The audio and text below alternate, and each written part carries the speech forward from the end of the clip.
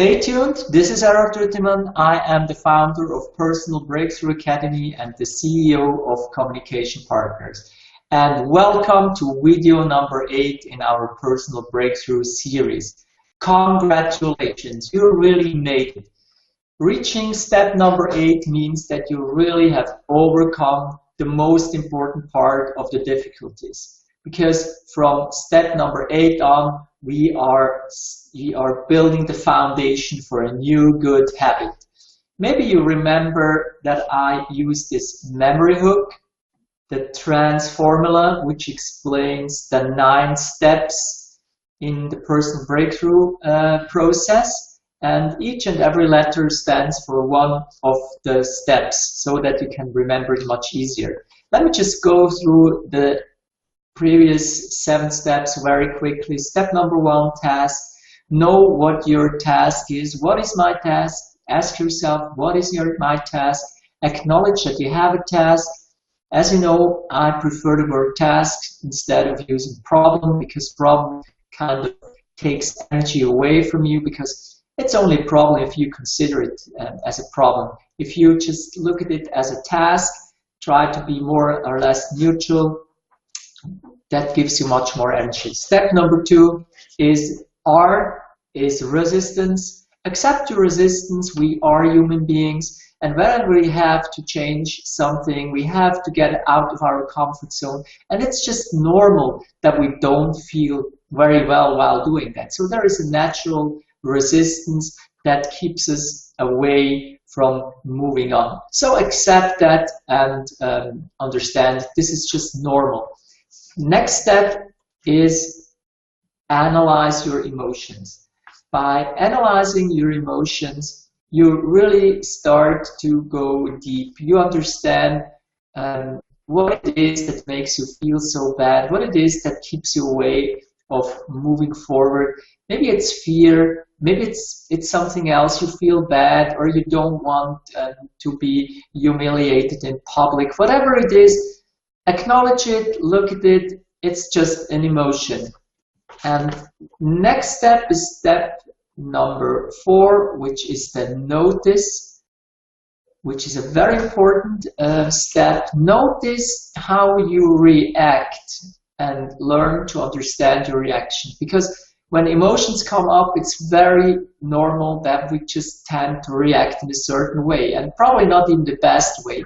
Probably a way that we have learned maybe in our childhood, or we have taken it over from someone else. Maybe it's not even our own reaction. Whatever it is, notice what the reaction is when you have that specific emotion. And then next step, step number 5, is start. What started the reaction? Look really for the trigger. Of course, it's the emotion that started the reaction, but on the other side, if you look deeper, if you really dig deep, you will find out that there's one very specific thing that maybe reminds you of a former situation, of a memory you have, or a situation that happened several times, and you just think, oh, hopefully this will not happen again. So this will be the starting point for your reaction. Look for that point, and then, very important, open up and find a better answer than the one you have found in the past. By just asking yourself, what is it I can do beside all the things I already have thought through? You open up your mind, you open up new brain path, so that your subconscious mind can help you and give you more information, give you more options, so that the variety of things, of paths you can choose will be much, much bigger than just the ones you normally see, which is normally only one. Then step number 8, own your decision. Direct your attention constantly towards that new habit.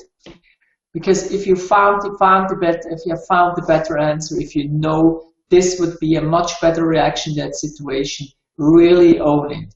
become fully aware that you have the free will to do this or that. So really own your decision and make sure that you consciously move on to the next step. And now, next step, I already said it, the next keyword, we are already at step number 8.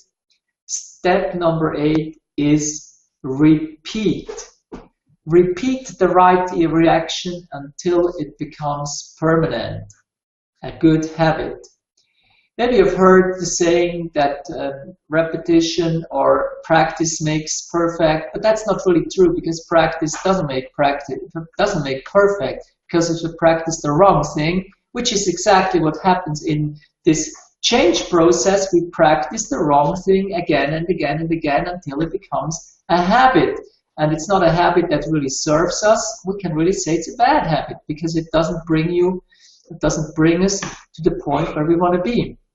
So if we have found the better answer, if we own this answer, and if we repeat it again and again and again, this is how we form a new habit. And it sounds almost too easy. And believe me, it is really easy. But we have to build a habit of going through this process again and again and again until it's a habit. An old Indian saint once said, "Your best friends and your worst enemies are your habits, your good and your bad ones." So learning how to build habits, learning how to replace bad and hurting habits by new and better one is key in the personal breakthrough process.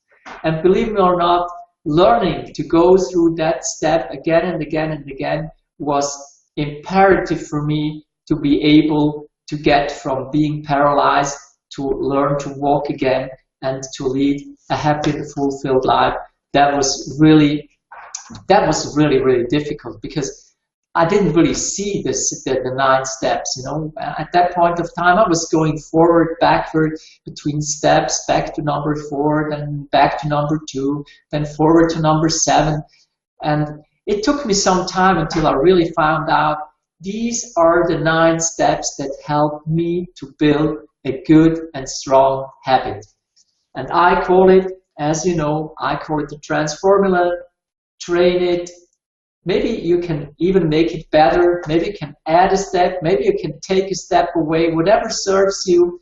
But believe me, before you are really proficient with that, just train what I told you here right now. Go through it again and again and again, and you will see that breaking through your resistance will become easier and easier and easier.